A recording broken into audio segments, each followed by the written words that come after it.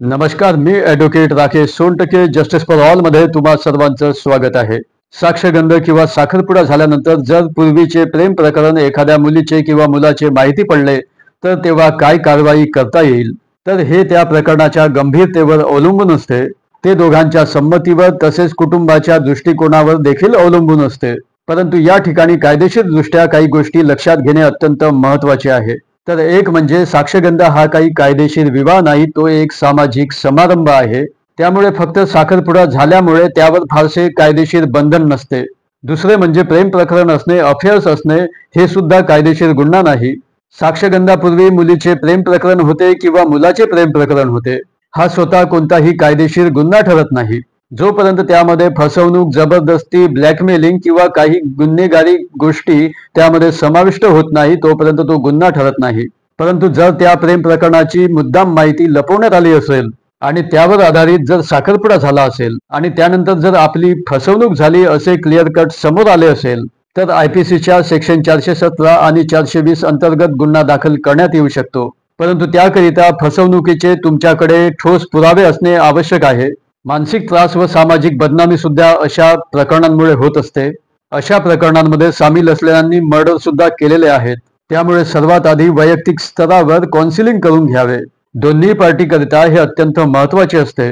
त्यानंतर यामुळे सामाजिक बदनामी झाली असेल त्याविषयी कायदेशीर सल्ला घेऊन दावा दाखल करता येऊ शकतो. साखरपुडा मोडायचा निर्णय दोन्ही पार्टींनी घेतलेला असेल म्हणजे हे नातं पुढे नेणं शक्य नाही, तर साखरपुडा हा औपचारिकरित्या सुद्धा मोडता येतो. परंतु यावेळी देणगी, भेटवस्तू या संबंधात वाद उद्भवू शकतो. त्यासाठी एखाद्या मध्यस्थीची किंवा एखाद्या वकिलाची तुम्ही यामध्ये मदत घेऊ शकता. परंतु मुलीचे किंवा मुलाचे साखरपुडा झाल्यानंतर सुद्धा प्रेम प्रकरण सुरूच असेल म्हणजे तिने किंवा त्याने ते लपवून ठेवून साक्षगंध केले असेल तर अशा सिच्युएशनमध्ये काय कायदेशीर कारवाई करता येईल. जर साखरपुड्यासाठीची सहमती ही चुकीच्या माहितीच्या आधारे मिळवली गेली असेल तर IPCच्या 417 मध्ये फसवणुकीचा गुन्हा दाखल केला जाऊ शकतो. तसेच तिने किंवा त्याने मुद्दाम आपल्या प्रेम संबंधाची अफेअरची माहिती लपवली असेल आणि तिने तिच्या प्रियकराशी नाते सुरूच ठेवले असेल तर याकरिता सेक्शन 405, त्यानंतर फसवणूक करून काही फायदा किंवा मालमत्ता मिळवणे, खर्च, भेटवस्तू व इतर काही आर्थिक देवाणघेवाण झाली असेल तेव्हा 420 अंतर्गत गुन्हा नोंद केला जाऊ शकतो. त्या संपूर्ण कुटुंबावर तुम्हाला झालेला मानसिक त्रास, गेलेला वेळ, सामाजिक बदनामी व आर्थिक नुकसान यासाठी तुम्हाला सिव्हिल सूट दाखल करता येतो. याकरिता तुम्ही साखरपुडा रद्द झाल्याबद्दलची एक कायदेशीर नोटीस पाठविणे आवश्यक असते. यामध्ये दिलेल्या भेटवस्तू व इतर खर्च याची सुद्धा नोंद केली जाऊ शकते.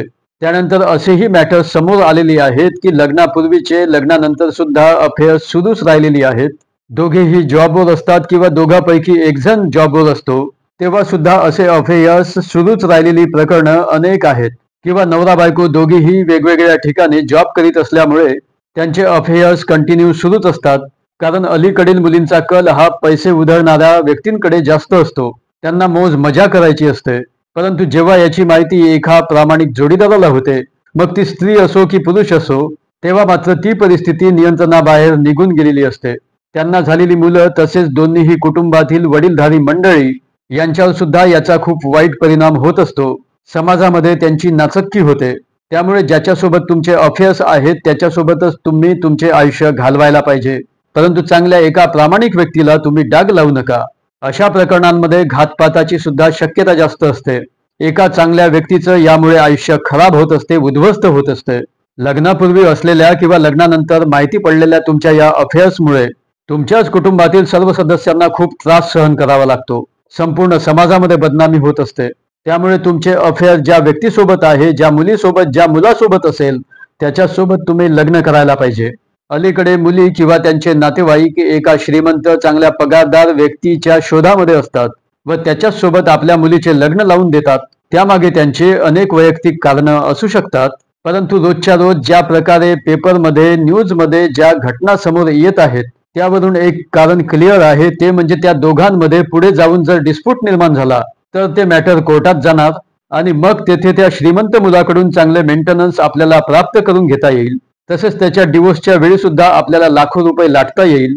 तसेच तो व्यक्ती मोठा उद्योगपती किंवा व्यवसायी असेल तर त्याच्याकडून आपल्याला करोडो रुपये सुद्धा प्राप्त करता येईल, आपल्या मुलीला मिळवून देता येईल. असे कोर्टामध्ये सुरू असलेल्या अनेक प्रकरणांमध्ये होत सुद्धा असते. परंतु सर्वच केसेसमध्ये असे होत नाही. त्यामुळे त्यांचा हा एक भ्रम आहे की श्रीमंत मुलाकडून त्यांना लाखो रुपये प्राप्त करता येईल मेंटेनन्समध्ये. आम्ही स्वतः कित्येक प्रकरणांमध्ये मुलाकडून असताना कमीत कमी मेंटेनन्स मुलीला मिळालेले आहे. काही केसेस तर डिसमिस सुद्धा झालेले आहेत. म्हणून एका चांगल्या निर्व्यसनी होतकरू व्यक्तीबरोबर तुमच्या मुलीचे लग्न करून दिले पाहिजे तुम्ही.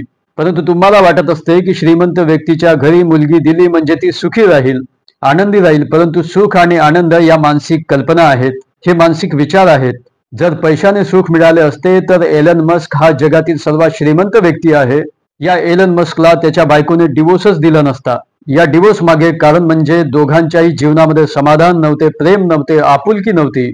ही गोष्ट एलन मस्कच्या बायकोला कळून चुकली होती की पैसा, श्रीमंती माझ्या अवतीभोवती आहे, सर्व सोयी सुविधा आहेत, परंतु मला प्रेमच मिळत नाही, तर अशा नात्याचं मी काय करू. केवळ जगाला दाखवण्याकरिताच मी बायको म्हणून राहिलेली आहे. असे श्रीमंत व्यक्तींचे डिवोर्स झालेले कित्येक उदाहरणं देता येतील. त्यामध्ये Aamir Khan, Saif Ali Khan, Hrithik Roshan, Malaika Arora, Sania Mirza, Donald Trump, Tiger Woods, Tom Cruise, Kim Kardashian, शेकडो उदाहरणं आहेत या श्रीमंतांची. परंतु एक होतकरू रिक्षा चालवणाऱ्याला त्याच्या बायकोने कधीही सोडले नाही, तो म्हणजे शाहरुख खान. शाहरुख खान लग्नापूर्वीपासूनच रिक्षा चालवायचा.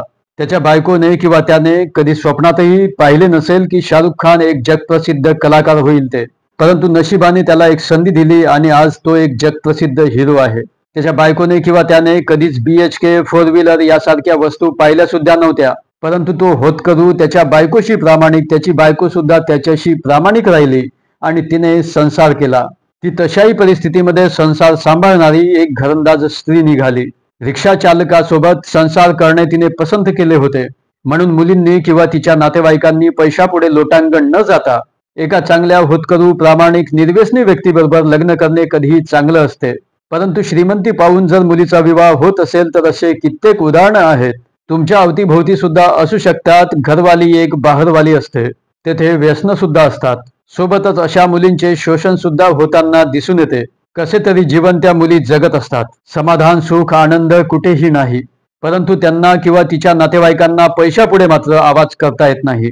आणि कसे बसे यांचा डिस्प्यूट कोर्टामध्ये जरी गेला तरी जी पार्टी जास्त श्रीमंत असते त्यांच्या तुलनेमध्ये मुलीकडचे लोक जर गरीब असतील तर असे मॅटर श्रीमंती पुढे टिकाव धरताना दिसत नाही. श्रीमंत पार्टी चांगल्यात चांगला हुशार वकील करू शकतात, तेव्हा अशा श्रीमंत पार्टीच्या बाजूने रिझल्ट जाण्याचे प्रमाण जास्त असते. त्याचबरोबर प्रत्येक सिस्टीममध्ये ते सहज प्रवेश करू शकतात त्यांच्या श्रीमंतीमुळे. तेव्हा अशा कितीतरी मुलींचे जीवन उद्ध्वस्त होताना आम्ही फॅमिली कोर्टामध्ये पाहत असतो. तुम्ही सुद्धा पाहू शकता. तुमच्या अवतीभोवती सुद्धा अशी कित्येक उदाहरणं असतीलच. त्या मुलींच्या जीवनाची अशी कितीतरी वर्षे कोर्टामध्ये जात असतात. लाचारी पत्करून त्या 3 ते 5 हजारामध्ये आपले जीवन काढत असतात. त्यामध्ये ना मान असतो ना मग नंतर त्या जीवनामध्ये रस असतो. तरी सुद्धा कुणी कुणाबरोबर लग्न करावे हा ज्याचा त्याचा वैयक्तिक प्रश्न आहे. ज्याने जे झाड लावलं त्याला येणारी आंबट गोड फळे ही ज्याची त्याला चाखावी लागतात. परंतु एक लक्षात ठेवा, लग्नापूर्वी किंवा लग्नानंतर झालेल्या अनैतिक संबंधाचा अंत पोलीस ऑफिसर अश्विनी बेंद्रे यांच्यासारखा होत असतो. तसेच पैसा पाहून पैशाच्या लालसेपोटी संबंध करणाऱ्यांचा शेवट हा करुणा मुंडे सारखा होत असतो. तुम्हाला आजचा व्हिडिओ कसा वाटला कॉमेंट करून नक्की सांगा. तेव्हा जस्टिस फॉर ऑल मध्ये आज इथेच थांबूया. Thank you so much. Take care of yourself.